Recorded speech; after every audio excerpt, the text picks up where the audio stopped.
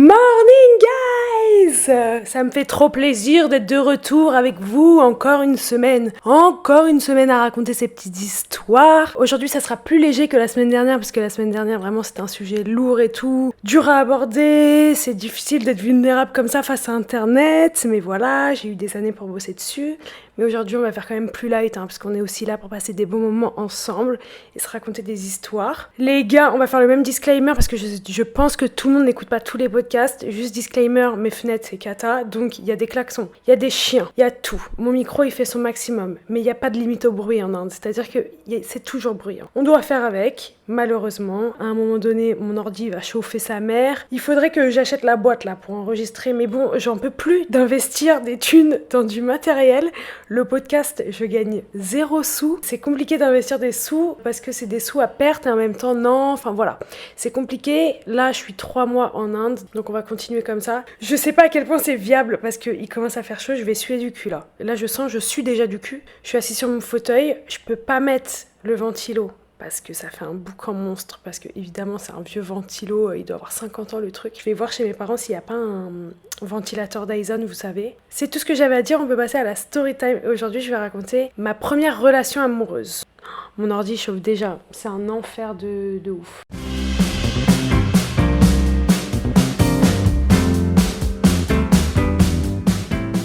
Les gars, bon, ma première relation sérieuse, on va dire sérieuse entre guillemets, c'est quand j'avais 15 ans. Avant ça, j'ai eu des petits copains, des trucs qui ont duré 2-3 semaines, 3 mois et tout.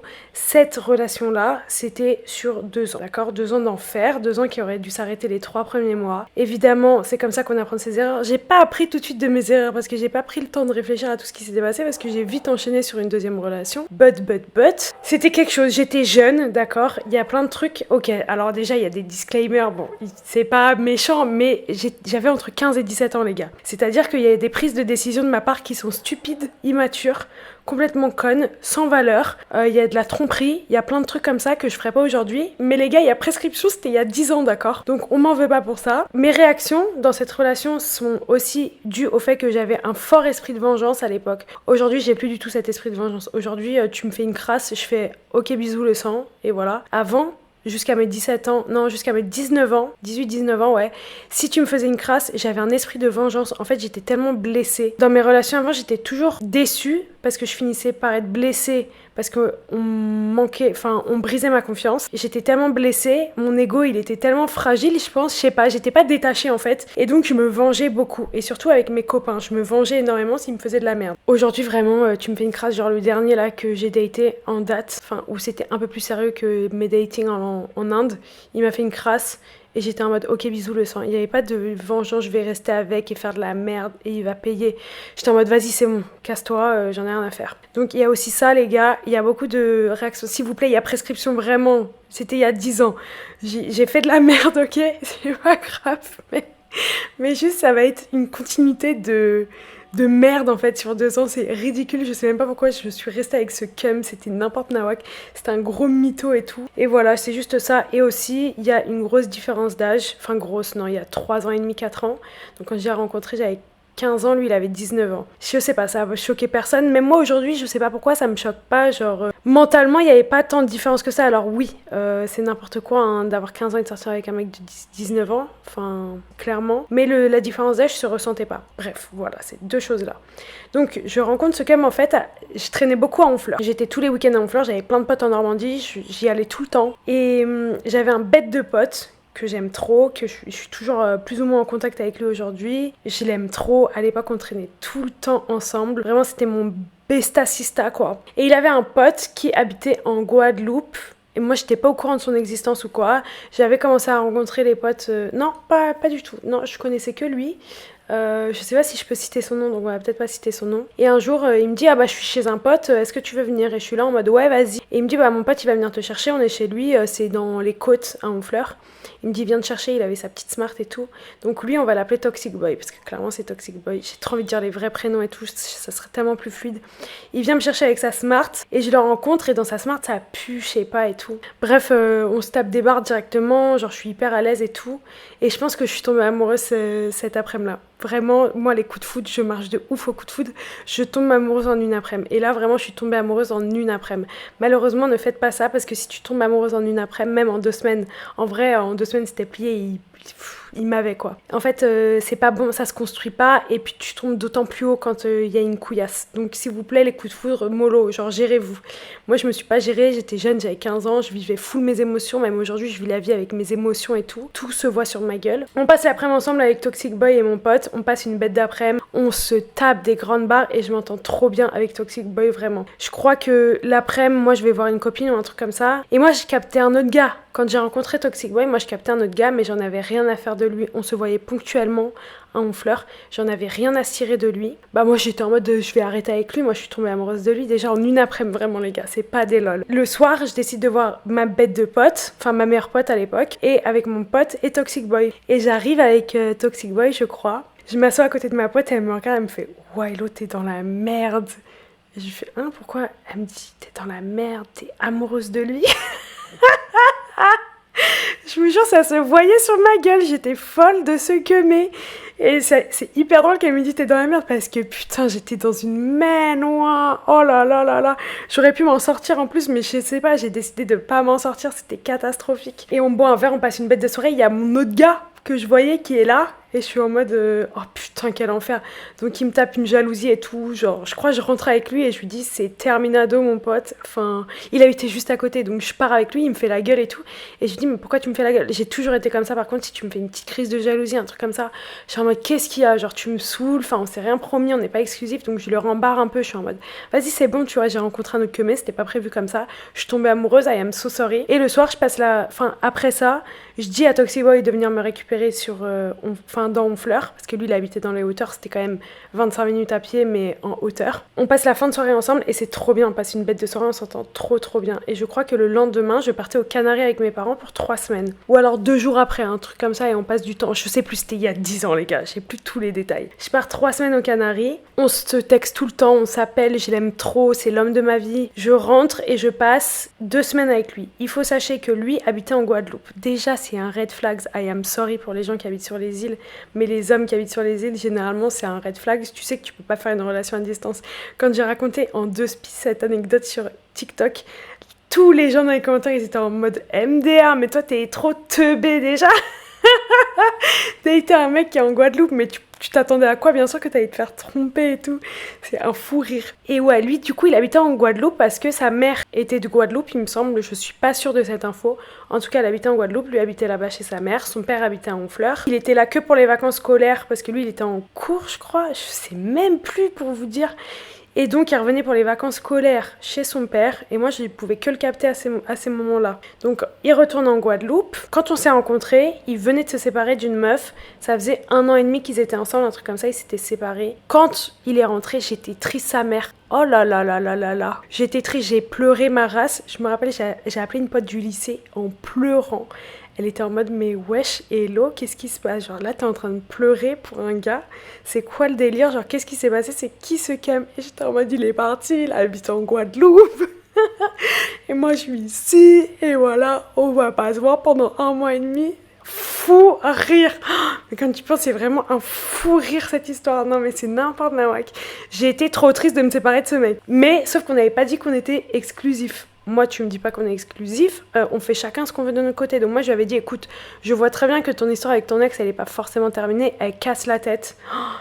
Cette meuf, c'était une bouffonne. C'est pas méchamment dit, mais c'est dans le sens où elle est venue quand même m'embrouiller par message. Et j'étais en mode meuf, écoute, j'y suis pour rien si j'ai rencontré un cum qui était là dans ma ville. Enfin, je suis censée prendre tout en considération.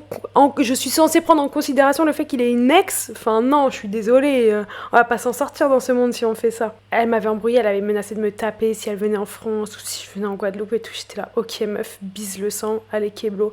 Elle tweetait sur moi et tout. Non mais c'était un enfer, vraiment une cassos. Alors que elle avait, je crois, 19 ans aussi. Peut-être pas, je sais pas.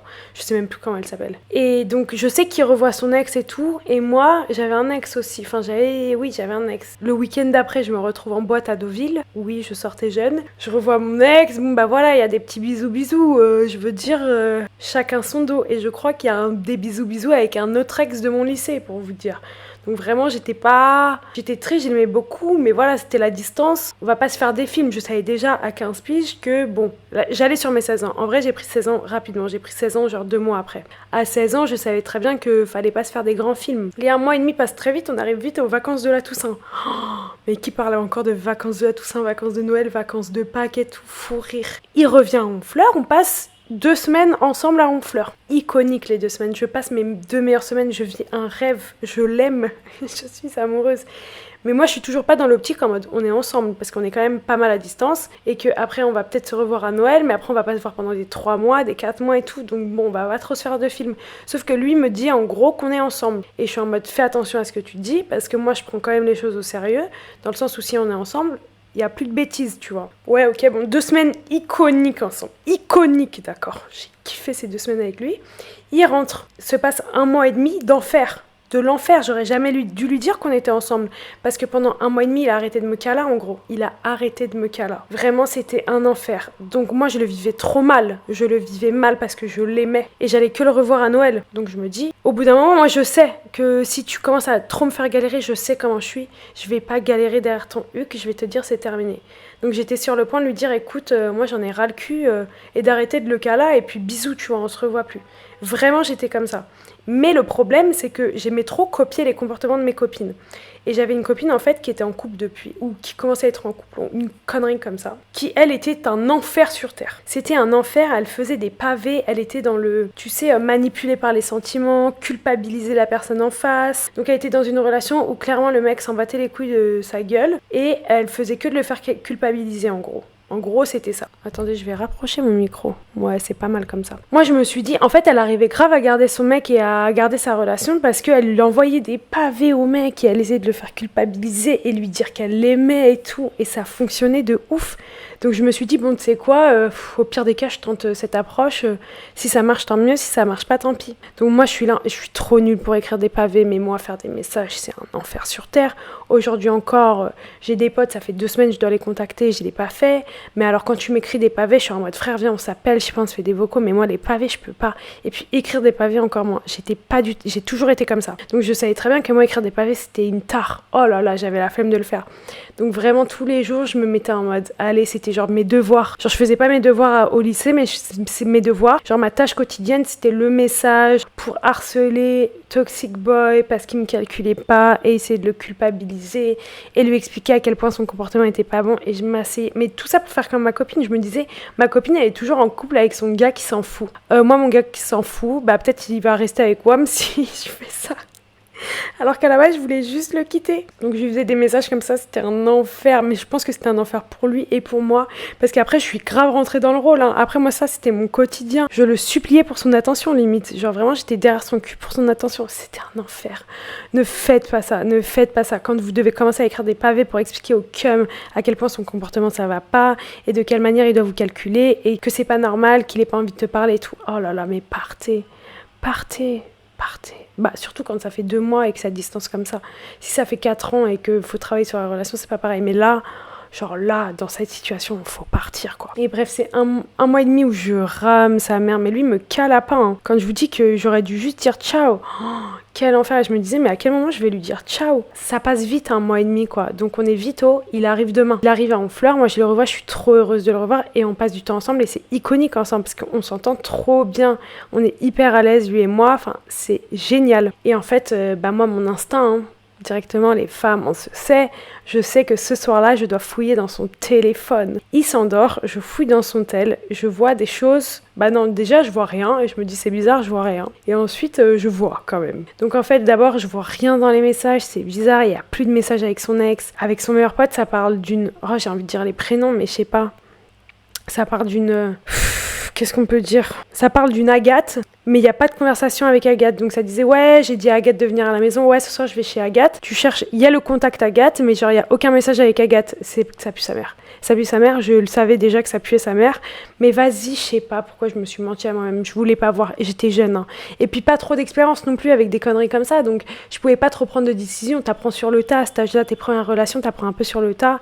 Et quand un mec te fait une couillasse, bah t'apprends sur le tas, au fur et à mesure, ce que t'acceptes pas. Aujourd'hui, ça m'est déjà re-arrivé arrivé une situation comme ça, j'ai dit ok bisous le sang et j'ai plus jamais revu le mec, tu vois. Mais à ce moment-là, je sais pas ce que je suis en train de faire. Toutes les preuves sont là, c'est qu'il n'y a pas de preuves. Ça parle d'une Agathe, mais il n'y a pas de message avec Agathe. Et je vois des photos dans une piscine, il a Agathe dans ses bras, il a la main sur son cul, et moi je suis en mode ils sont amis quoi.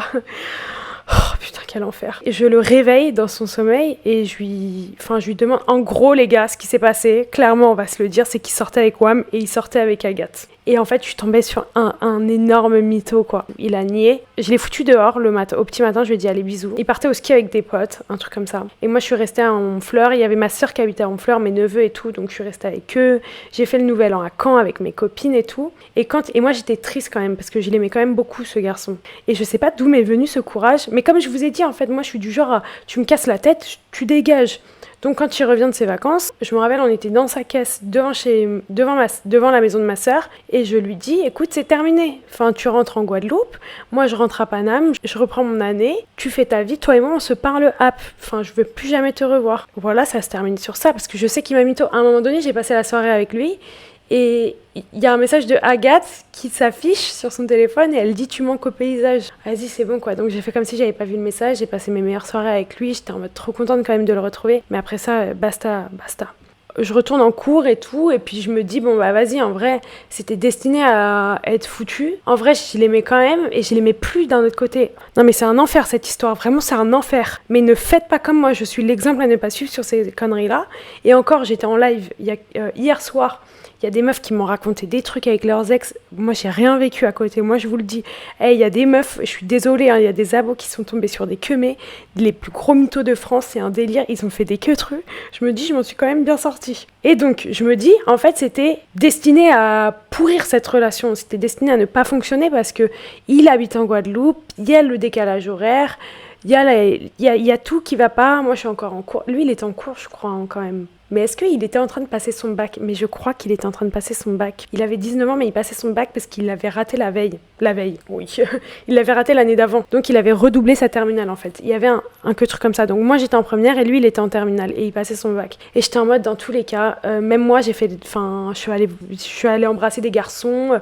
Enfin, voilà, mais moi, j'étais pas capable d'être droite dans mes baskets, mais quand même, à partir du moment où on avait dit qu'on était ensemble, j'étais quand même archi droite dans mes baskets. J'avais pas fait de dé. Donc bon, c'est un peu culotté de sa part d'être sorti avec une autre meuf. Il est sorti avec une autre meuf. Non mais les gars, il sortait avec 2 meufs. Le culot du gars. Mais ça ne s'arrête pas là, parce que ça continue pendant des années, ces conneries. Et je me dis, en vrai, c'était destiné à ne pas fonctionner, lui et moi, à distance comme ça. Moi, je sais pas faire la distance et tout. Il comptait revenir habiter en France à partir de juin, une fois qu'il avait passé son bac. Et je me suis dit, au pire des cas, on se donne une chance quand on est ensemble en juin, tous les deux en France. Mais là, tant qu'il est en Guadeloupe, c'est mort. À la limite, c'est complètement con comme raisonnement, parce qu'à partir de là, j'aurais dû ne jamais revoir ce garçon.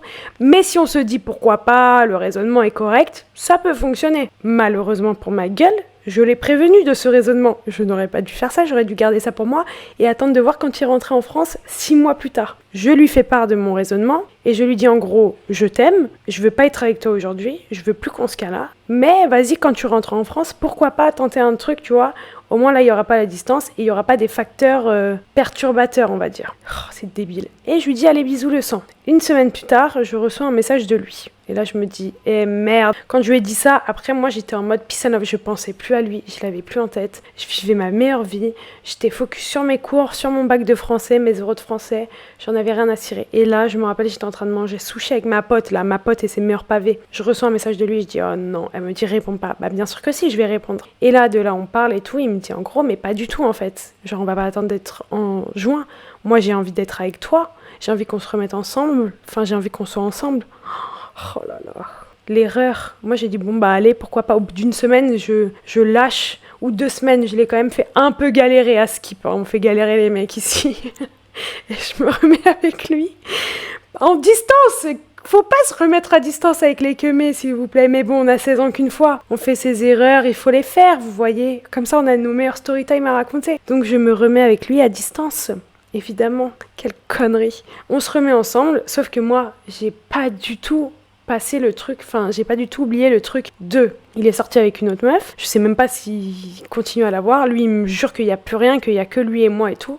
Mais moi, en fait, esprit de vengeance de ouf, j'ai pas du tout oublié ce qu'il a fait. Il m'a toujours rien avoué. En gros, il a jamais quoi le mot admit, je sais pas les gars, il a jamais assumé qu'il avait eu un truc avec une autre meuf, même si le connaissant peut-être 4 autres meufs, que c'est le mec le moins fidèle sur terre. Et moi, je décide de me remettre avec lui, mais moi, je suis quand même dans mon truc. En fait, on fait ce qu'on veut jusqu'à juin, et à partir de juin, on se met ensemble quand on est tous les deux dans le même pays. Donc certes, je me remets avec lui, mais je le prends pas trop au sérieux. En fait, j'ai les pétrons, sa mère. Bon, si on part du principe qu'on était ensemble, d'accord, on l'était, mais à distance. J'ai fait mes meilleures demeures. J'ai commencé à dater vite fait, un gars qui était à Deauville. Il y avait eu un truc avec un mec de mon lycée aussi. C'était de la folie pendant 6 mois. C'était génialissime. Que des flirts par-ci, par-là et tout. J'adore flirter, donc voilà. Je passe mes meilleurs moments. Il y a du bruit de partout, hein.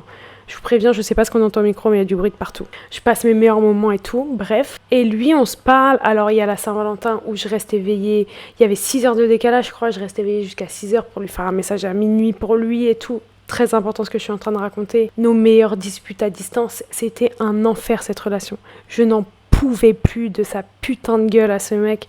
La relation à distance était catastrophique, tout se passait mal, je n'en pouvais plus, c'était que de la dispute, que ça se quittait, ça se remettait ensemble, ça se quittait, ça se remettait ensemble. Je partais le week-end voir un gars à Deauville, c'était lunaire, d'accord, lunaire. J'en pouvais plus, je suis de raconter cette histoire, c'était catastrophique. Mais quand je vous dis, c'était 6 mois d'enfer et de messages avec les 6 heures de décalage. Attendez, je vais regarder combien il y a d'heures de décalage avec la Guadeloupe. Ouais, il y a 5 heures. Ok, il y a 5 heures. Ah, j'ai un message de Louise. Oh, j'ai chaud là, ça va commencer à chauffer. Faut que je me dépêche. Ok, on fast forward à quand il rentre en France. Donc là, on se met ensemble et on passe 6 mois. Super, les gars. Genre 6 mois de relation amoureuse au top. Tout se passe bien, tout est fluide, on se voit tous les week-ends, on se voit pendant les vacances. C'est génial, on s'aime trop. Mais il commence à avoir des trucs de jalousie un peu insupportables. Il est toujours jaloux, mais quand même, nos 6 mois sont vraiment ouf. Et en fait, un jour, il casse son téléphone, il en a un autre, et moi, je récupère son vieux téléphone et je lui dis, tu sais quoi, je vais aller te le faire réparer à Paname, ça coûtera moins cher qu'à Deauville ou au Havre ou à Honfleur. Et là, je me prends d'une lubie. Je me dis, mais en fait, c'est son téléphone qu'il avait quand il était en Guadeloupe. Donc si je fouille son téléphone, je vais tout trouver. Et en fait, il y a un soir où j'ai passé toute la nuit. J'ai passé des heures et des heures à tout checker. Et en fait, lui, il était très vocaux sur WhatsApp. Donc, je pouvais même pas lire des messages. J'écoutais que des vocaux. Des vocaux entre lui et son meilleur pote. Je m'arrête pas. Je trouve tout. Je trouve le fait qu'il est sorti avec Agathe. Je trouve le fait qu'en fait, il est resté avec elle quand lui, il m'a dit qu'il voulait se remettre avec moi. Quand je faisais mes meilleurs messages pour la Saint-Valentin, il passait la Saint-Valentin avec elle. Qu'en fait, il était toujours en relation avec elle et qu'il est resté avec elle pendant quasi 1 an pendant qu'il était avec Wam. Heureusement que j'ai vécu ma meilleure vie à côté. D'accord, heureusement. Et lui, il ment.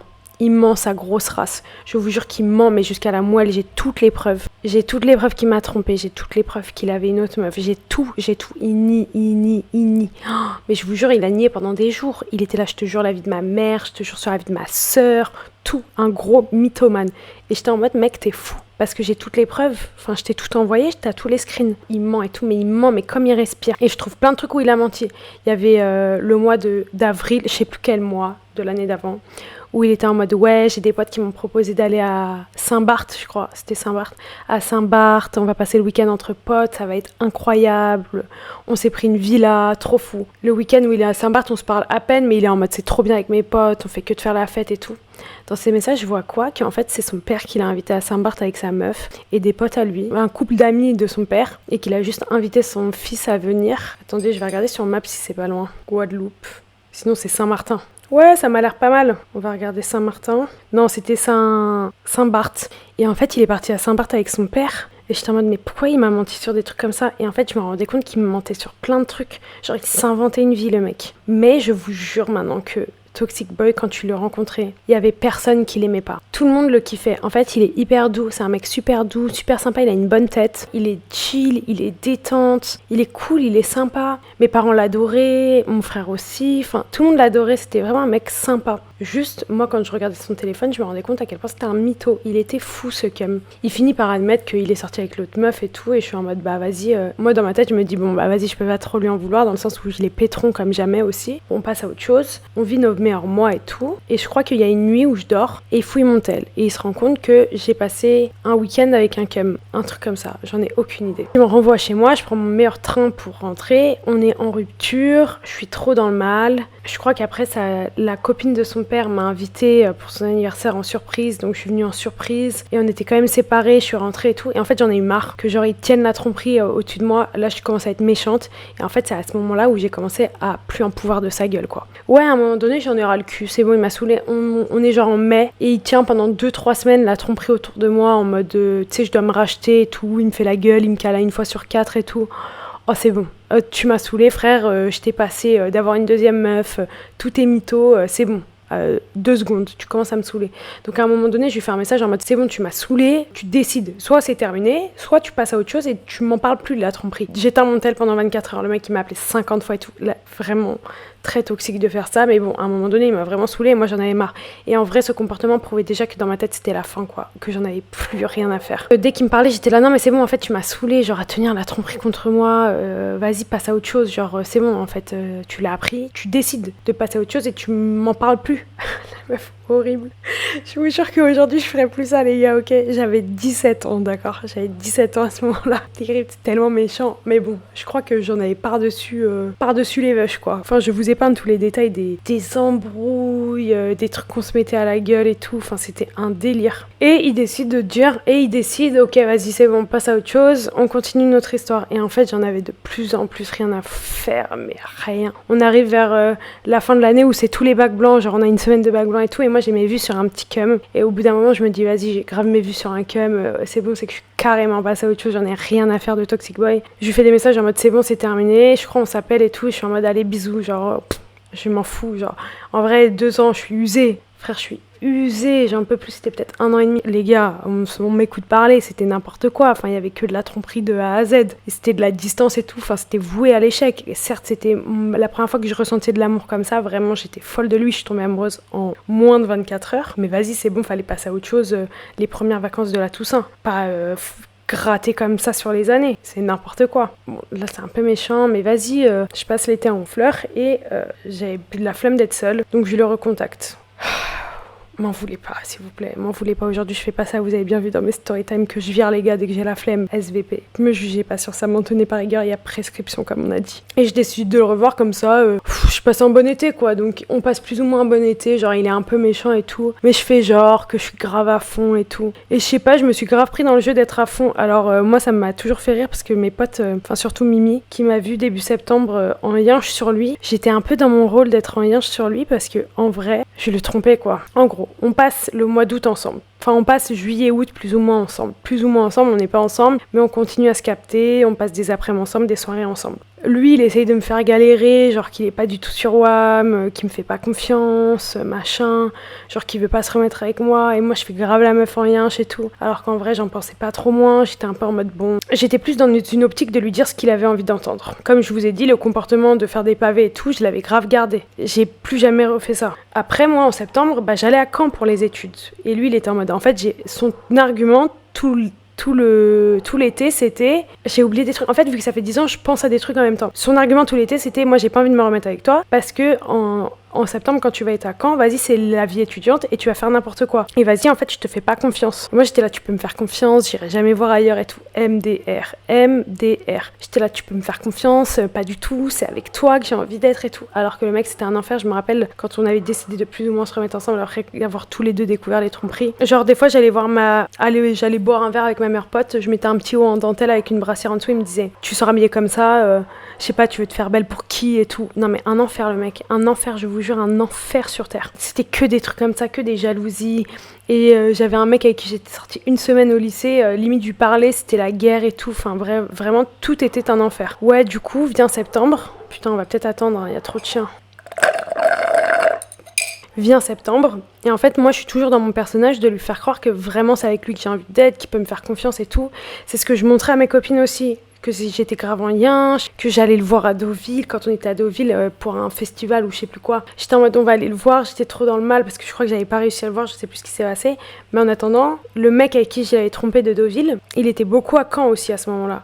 Donc certes, il était pas dans mon école, mais toutes les soirées étudiantes, je le voyais. Donc en fait, Toxic Boy, je le trompais avec le mec de Deauville. Enfin juste, j'embrassais le mec dès que je le voyais en soirée. Ça n'allait pas ensemble les deux. Genre il y avait un côté de moi qui était en mode qui voulait grave y croire que j'étais à fond sur Toxic Boy, et d'un autre côté j'étais en mode putain il est temps que je me sorte de ce truc horrible et toxique, et je faisais que d'aller voir ailleurs. Et vient un jour où en fait il fait la route de Honfleur à Caen, il vient chez moi et il me dit en gros c'est terminé, je vous jure les gars, j'avais pas de canapé, pas de lit, j'avais juste un matelas ou un truc comme ça. J'étais allongée sur le matelas et il me parlait en mode ouais c'est terminé, genre moi j'arrive pas à te faire confiance, je pense que ça peut pas fonctionner et tout. Et j'étais là ok, et dans ma tête je me disais enfin tu vois, il était temps qu'un de nous deux le fasse, genre c'est terminé enfin. J'étais là ouais ok, genre vas-y ok, t'as raison et tout. Il me disait je pense que ça peut pas fonctionner, j'étais là ouais. À un moment donné, il me dit je comprends pas Hello, enfin on dirait que t'en as rien à faire. Genre il y a aucune émotion, j'étais là non mais c'est pas que j'en ai rien à faire, c'est que j'essaye de process mes émotions. Et avant de partir, je lui dis par contre reviens pas dans une semaine parce que pour moi de mon côté ça sera non. Et je sais pas pourquoi dans ma tête j'étais sûre et certaine que j'aurais déjà rencontré quelqu'un d'autre. J'étais sûre et certaine. Et il me dit mais t'es sérieuse et tout, je vais pas revenir dans une semaine, t'inquiète pas, genre c'est terminé. J'étais là ok tant mieux parce que moi je te préviens tout de suite hein. Tu reviens dans une semaine, c'est muerto dans le game. Je sors ce soir-là, genre en gros je dis à mon parrain c'est un truc d'école de commerce, bref, je dis à mon parrain genre vas-y ça va pas, tu vois, lui il me dit viens on sort ensemble avec ses potes, et je crois 2 jours après on ressort et là je rencontre mon premier amour, genre mon vrai premier amour, first love. Je tombe amoureuse aussi en une soirée, enfin c'est catastrophique les gars, je suis tombée amoureuse encore comme ça, et la chute a été mortelle aussi. Et donc moi je commence ce truc avec First Love, et en fait Toxic Boy il revient pile une semaine après pour me dire que je suis la femme de sa vie, qui veut se remettre avec Wham, qui m'aime trop et tout. Et je suis en mode je t'avais dit de pas revenir en fait, moi ça va pas être possible. Donc je fais que de le recaler et tout. Il me dit si hello, en fait on va se remettre ensemble toi et moi, genre on est fait pour être ensemble, t'es la femme de ma vie, je ferai tous les efforts du monde mais genre j'ai envie d'être avec toi. Et je dis mais mon coco, je t'avais dit de pas revenir, genre je t'avais dit que on avait dit que c'était terminé, moi j'ai rencontré quelqu'un d'autre.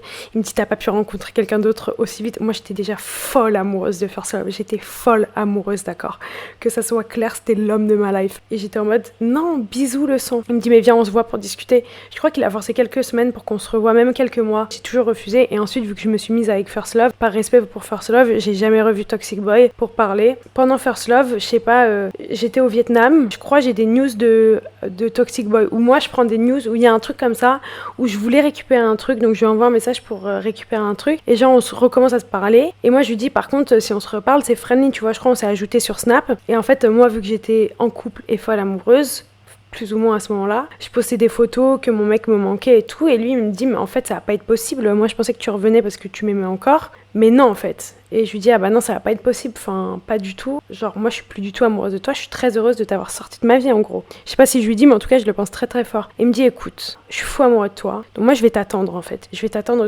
aussi longtemps qu'il faut, mais pour moi t'es la femme de ma vie et on va finir ensemble. Et je sais plus, je crois qu'à ce moment-là il était en Australie, c'est important, retenez bien, il était en couple, hein. Il était en couple avec une meuf qu'on va appeler Caméra. Aujourd'hui je crois ça fait 10 ans ils sont ensemble, tu sais. Littéralement, peut-être 8 ans qu'ils sont ensemble.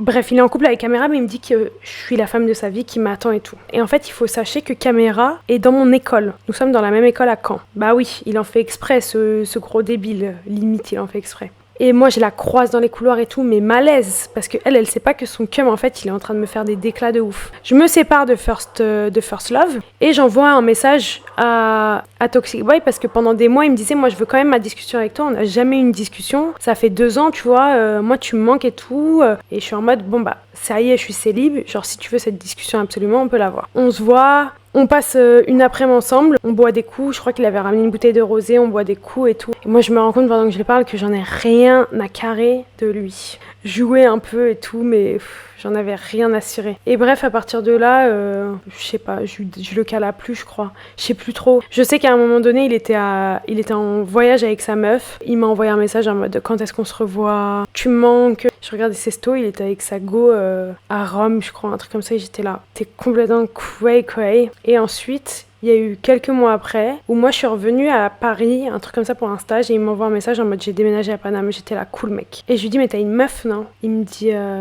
bah ouais, mais je pensais pas que c'était un souci. Je sais plus ce qu'il me raconte. Et j'étais en mode mais en fait ça va pas être possible, genre bouge. Enfin mec, c'est pas possible quoi. Et dans tout ça, il était toujours avec sa meuf. Je crois qu'il s'est installé à Panama avec sa meuf. Le mec m'a fait un message en gros qu'on recommence à se voir. Et j'étais en mode mec, c'est culotté quand même. On fast forward à l'été il y a 2 ans où j'ai revu mon pote, notre pote qui nous a présenté. Ils sont plus potes eux deux. Ça s'est mal passé en Australie et tout. Et en fait, il me dit ouais. Et puis je commence à. Enfin, j'étais trop mal à l'aise en fait parce qu'il y avait Caméra qui m'a envoyé des messages pour faire une surprise en Australie à Toxic Boy pour venir le voir en Australie pendant que moi j'étais au Vietnam et qui me faisait des messages comme quoi j'étais la femme de ma vie qui m'attendait. Il me dit ça m'était trop mal à l'aise, Caméra elle me faisait des messages pour lui faire une surprise et d'un autre côté Toxic Boy il me disait qu'il était fou amoureux de toi, que t'étais la femme de sa vie.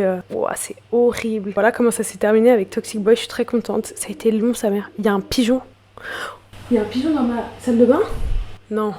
J'ai vu une ombre de pigeons, les gars, j'ai eu une peur. Je suis là, je suis du cul, je suis de l'arrêt, je suis du dos. Enfin bref, c'était long, ça aurait dû s'arrêter bien avant, ne faites pas les mêmes conneries que moi, ne trompez pas. Mais bon, là c'était mon esprit de vengeance. En fait, il m'avait brisé le cœur, il était sorti avec une autre meuf, il fallait bien qu'il le paye. Je crois qu'il a appris que pour un des gars. Si vous tombez sur un mec qui est en couple et qui vous fait des déclats comme ça aussi, c'est bon, c'est ciao. D'accord, on n'en peut plus des queumés comme ça. Voilà ma première histoire d'amour. Et j'ai pas appris tout de suite de mes erreurs, d'accord ? En fait, vu que, comme je vous ai dit, j'ai sauté dans une relation avec First Love, j'ai pas eu le temps de process tout ce qui s'était passé pendant 2 ans. Ça a été chaotique pour moi pour la suite. Quand vous terminez une relation, prenez bien du temps tout seul pour reflect, pour réfléchir à ce qui s'est passé, prendre du recul, vous remettre en question, etc.